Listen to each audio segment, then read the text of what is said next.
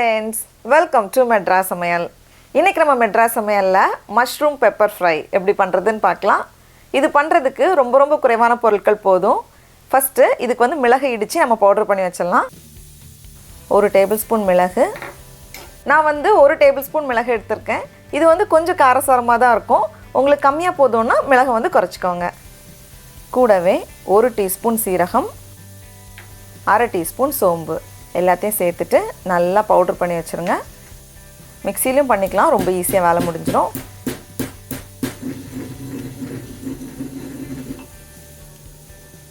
ரெடியா இருக்கு. அடுத்து வந்து நம்ம வெங்காயத்தை வதக்கிடலாம். அதுக்கு ஒரு panல 2 டேபிள்ஸ்பூன் எண்ணெயை சூடு பண்ணிக்கோங்க. எண்ணெய் சூடானதும் இதுல கொஞ்சமா கடுகு உடைஞ்சதும் இதுல வந்து 1 டீஸ்பூன் போல இஞ்சியை ரொம்ப சின்னதா வெட்டி வச்சிருக்கேன். கூடவே 2 பல் பூண்டு அதையும் இந்த மாதிரி சின்னதா வெட்டி வச்சிருக்கேன். சின்னதா வெட்டலனா நம்ம வந்து பேஸ்டாவும் சேர்த்துக்கலாம். இப்போ இது லைட்டா வதங்கட்டும். இப்போ இதுல வந்து நம்ம வெங்காயம் சேர்க்கலாம்.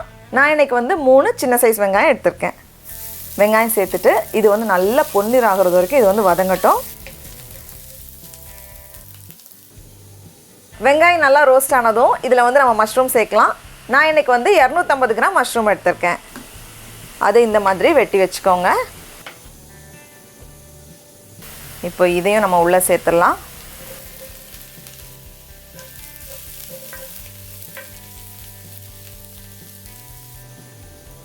கூடவே 1 குடை மிளகாய் எடுத்துர்க்கேன். குடை மிளகாய் சேர்க்கலனாலும் பரவாயில்ல, நல்லா தான் இருக்கும். அப்புறமா நம்ம ஃப்ரெஷ்ஷாக இடித்து வச்சுருக்க மசாலா, கடைசியாக தேவையான அளவு உப்பு.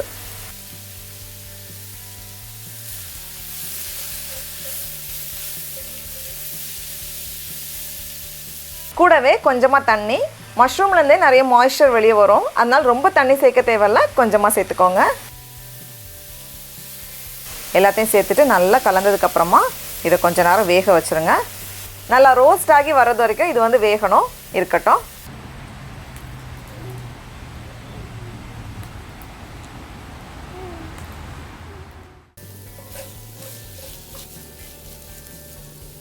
இப்போ இதை வந்து இன்னும் கொஞ்சம் ஸ்பெஷல் ஆக்கிறதுக்காக நான் வந்து லைட்டாக தாளித்து சேர்க்க போகிறேன்.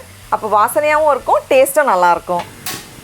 ஒரு பேனில் 1 டேபிள்ஸ்பூன் போல் நெய் சேர்த்தா நல்லா வாசனையாக இருக்கும், இல்லைனா எண்ணெயும் சேர்த்துக்கலாம். நெய் உருகுனதும் கொஞ்சமாக கடுகு, 2 பச்சை மிளகாய், 2 காஞ்ச மிளகாய், 1 கொத்து கருவேப்பிலை இலை, அவ்வளோதான். எல்லாத்தையும் சேர்த்து நல்லா கலந்துட்டு அப்படியே நம்ம மஷ்ரூம் மேலே சேர்த்துட வேண்டியது தான். எல்லாத்தையும் சேர்த்துட்டு இதை வந்து நல்லா கலந்து விட்டுருங்க.